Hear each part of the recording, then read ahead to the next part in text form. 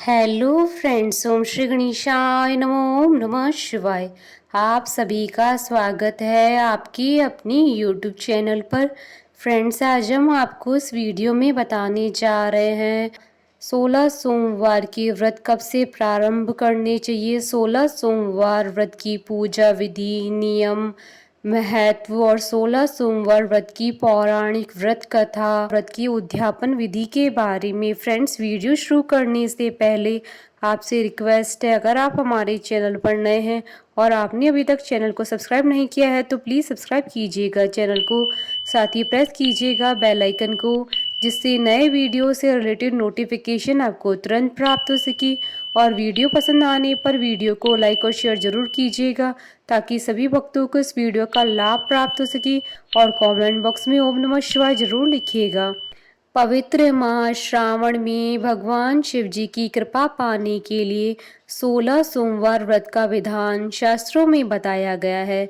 इसे संकट सोमवार व्रत भी कहते हैं। यह व्रत लगातार 16 सोमवार किए जाते हैं और इनकी शुरुआत श्रावण मास के शुक्ल पक्ष में आने वाले पहले सोमवार से की जाती है। इस वर्ष श्रावण शुक्ल पक्ष का पहला सोमवार 26 जुलाई को है। इस दिन से 16 सोमवार व्रत प्रारंभ करके लगातार 16 सोमवार को व्रत रखकर शिव जी, माता पार्वती जी की पूजा की जाती है। श्रावण के अलावा 16 सोमवार का व्रत चैत्र, वैशाख, कार्तिक और माघ महीने के शुक्ल पक्ष के पहले सोमवार से भी शुरू किया जाता है। शास्त्रों का कथन है कि इस व्रत को 16 सोमवार तक श्रद्धा पूर्वक करने से सभी मनोकामनाएं पूरी होती हैं। 16 सोमवार के व्रत को संकट सोमवार व्रत भी कहते हैं। इस व्रत को मुख्यतः किसी बड़े संकट से छुटकारा पाने के लिए संकल्प लेकर किया जाता है। यदि आप आर्थिक रूप से बुरी तरह संकट में फंसे हुए हैं, घर परिवार में कोई न कोई लगातार गंभीर रोगों से पीड़ित हो रहा है, परिवार पर एक के बाद एक लगातार संकट आते जा रहे हैं, तो यह व्रत अवश्य करना चाहिए। इसके अलावा जिन युवतियों का विवाह नहीं हो पा रहा है, किसी न किसी कारण से विवाह तय नहीं हो पा रहा है, तो उन्हें भी 16 सोमवार का व्रत करना चाहिए। परिवार की सुख शांति और समृद्धि के लिए महिलाएं 16 सोमवार का व्रत रखती हैं। नियमानुसार पूजन आदि कर भगवान शिव जी से कष्टों को हरने की प्रार्थना की जाती है। विधि विधान और शास्त्र सम्मत 16 सोमवार का व्रत करने पर देवादेव महादेव प्रसन्न होकर मनचाहा वरदान देते हैं। सामान्यतः इस व्रत को लगातार 16 सोमवार तक श्रद्धा पूर्वक करने से व्यक्ति की सभी मनोकामनाएं पूरी होती हैं और उसे जीवन में कभी भी किसी कष्ट का सामना नहीं करना पड़ता है। फ्रेंड्स, अब आइए जानते हैं 16 सोमवार व्रत की विधि के बारे में। शास्त्रों में बताई गई विधि के अनुसार 16 सोमवार व्रत प्रारंभ करने के लिए श्रावण माह के शुक्ल पक्ष में आने वाले पहले सोमवार को चुना जाता है। इस दिन व्रती सूर्योदय पूर्व उठकर स्नान आदि से निवृत्त होकर शिव जी की पूजा करें और अपने संकट से मुक्ति के लिए भगवान शिव जी के सामने 16 सोमवार व्रत करने का संकल्प लें। इसके बाद दिन भर अन्न जल ग्रहण न करें। शाम को आधा सेर गेहूं के आटे का चूरमा बनाएं। शिव जी की पूजा करें। पूजा में बेल पत्र, आंकड़े के फूल, धतूरे आदि को अर्पित करें। पूजा करने के बाद कथा करें, आरती करें, चूरमा बनाकर शिव जी को चढ़ाएं। फिर इस प्रसाद के 3 भाग करें। एक भाग प्रसाद के रूप में लोगों में बांटें, दूसरा गाय को खिलाएं और तीसरा हिस्सा स्वयं खाकर पानी पिएं। इस विधि से 16 सोमवार व्रत करें और 17 सोमवार को 5 सेर गेहूं के आटे की बाटी का चूरमा बनाकर भोग लगाकर प्रसाद बांट दें। फिर परिवार के साथ प्रसाद ग्रहण करें। ऐसा करने से शिव जी सारे मनोरथ पूर्ण करते हैं। जिस संकट के समाधान का संकल्प लेकर व्रत किया जाता है वह अवश्य दूर होता है। फ्रेंड्स, अब आइए जानते हैं 16 सोमवार व्रत के नियमों के बारे में। सोमवार को सूर्योदय से पहले उठकर पानी में काले तिल डालकर स्नान करना चाहिए। इस दिन पानी में हल्दी को मिलाकर सूर्य देव को जरूर अर्पित करना चाहिए। घर में है तो तांबे के पात्र में शिवलिंग को रखें। यदि मंदिर में है तो भगवान शिव जी का अभिषेक जल या गंगा जल से करें। यदि कोई विशेष कामना है तो उसकी पूर्ति के लिए दूध, दही, घी, शहद, चने की दाल, सरसों तेल, काले तिल आदि कई सामग्रियों से अभिषेक करने की विधि भी आप कर सकते हैं। उसके बाद भगवान शिव जी की उपासना करें और कथा समाप्त होने के बाद ओम नमः शिवाय मंत्र के द्वारा सफ़ेद फूल, सफ़ेद चंदन, चावल, पंचामृत, सुपारी, फल, गंगा जल या स्वच्छ पानी से भगवान शिव और माता पार्वती के पूजन को अच्छे से करना चाहिए। अभिषेक के दौरान या पूजा के समय मंत्रों का जाप करते रहना चाहिए। शिव पार्वती जी की उपासना करने के बाद 16 सोमवार की कथा की शुरुआत करें, आरती करें, भोग लगाएं। घर में प्रसाद बांटने के बाद खुद भी ग्रहण करें। प्रसाद में नमक न डालें और दिन में न सोएं। पहले सोमवार को आपने जो समय पूजा के लिए निश्चित किया हो उसका पालन करें। प्रसाद के रूप में आप गंगा जल, तुलसी, चूरमा, खीर और लड्डू में से किसी एक चीज को बना सकते हैं। 16 सोमवार तक एक ही समय बैठकर प्रसाद का सेवन करें और घूमते फिरते हुए प्रसाद का सेवन न करें। फ्रेंड्स, अब आइए जानते हैं 16 सोमवार का व्रत रखने के लाभ के बारे में। सोमवार का व्रत रखने से आपके मन की सभी इच्छाएं पूर्ण होती है, परंतु तभी जब इसे पूरी श्रद्धा और निष्ठा के साथ रखा जाता है। इस व्रत को करने से आर्थिक स्थिति को मजबूत होने में मदद मिलती है। यदि कोई संतान की चाह रखकर पूरी श्रद्धा से इस व्रत को करता है तो उसकी मनोकामनाएं पूरी होती है। पारिवारिक शांति या शादीशुदा जीवन में शांति को बनाए रखने की कामना करके यदि यह व्रत रखा जाता है तो इससे भी पूरी होने में मदद मिलती है। सामाजिक प्रतिष्ठा पाने के लिए भी आप इस व्रत को पूरी निष्ठा के साथ कर सकते हैं। यदि आप किसी बीमारी से परेशान हैं और से निजात पाना चाहते हैं तो आप इस व्रत को मन्नत मांगकर रख सकते हैं। यह व्रत कोई भी कर सकता है। यह व्रत यदि कुंवारी कन्याओं द्वारा किया जाए तो उन्हें मनोनुकूल पति की प्राप्ति होती है। फ्रेंड्स, अब आइए जानते हैं 16 सोमवार के व्रत में प्रसाद में क्या क्या चढ़ाया जा सकता है। इस व्रत में गेहूं के आटे में घी तथा शक्कर मिलाकर से हल्का भूनकर चूर्ण तैयार किया जाता है। इस प्रसाद को मुख्य प्रसाद माना जाता है। किसी भी परिस्थिति में इस प्रसाद को नहीं छोड़ना चाहिए। इस प्रसाद की मात्रा भी निश्चित होती है। यदि आपने प्रथम सोमवार व्रत में 250 ग्राम आटे का प्रयोग किया है तो प्रत्येक सोमवार को इसी मात्रा में आटे का प्रयोग करना होगा।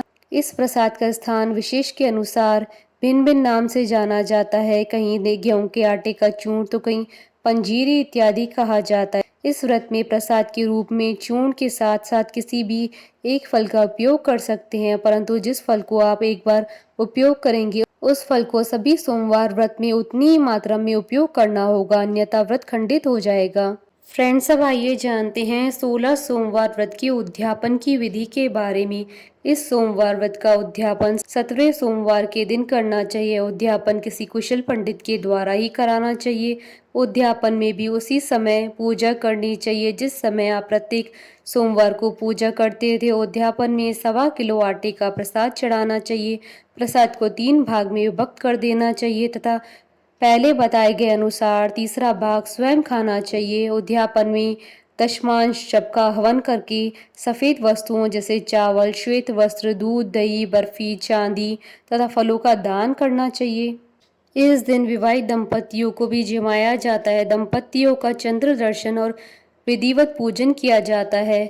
लोगों को उपहार स्वरूप कुछ सामग्री भी उद्यापन के दौरान दान में दी जाती है। इस प्रकार से देवों के देव शिव जी का व्रत पूर्ण होता है और भक्तजन को मनोवांछित फल की प्राप्ति होती है।